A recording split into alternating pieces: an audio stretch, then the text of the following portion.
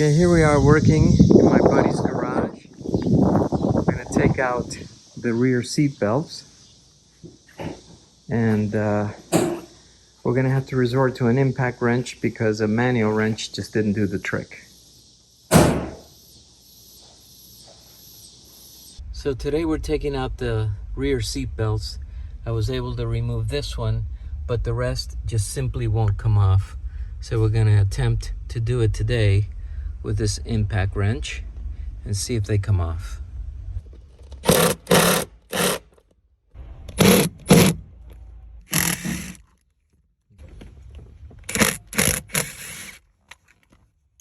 When removing the rear seat belts, the bolts that hold it in got a bit scratched up and damaged, and one had to be drilled out. It's this size, and I bought this one at Home Depot. This is the part number. It cost 67 cents at Home Depot. I needed 4, and Porsche wanted $25 each. So what I'm going to do is just simply spray paint the heads black and put them back in, and it will be just like the original. Okay, so I just need to paint the heads, and I don't want to paint the treads. So I'm just punching a hole in a box and sticking the screw in there, and then I can spray paint it black.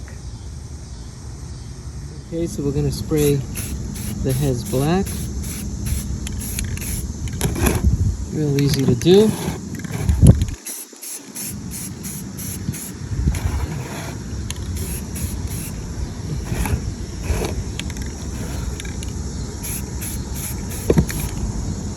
That's all there is to it. Well, after the entire ordeal yesterday of painting the bolts black and changing them out, I was fairly satisfied, but then I noticed these little scratches when putting them on the bolt, and that still bothered me, so I wanted another solution, and I found these little plastic bolts caps at Lowe's.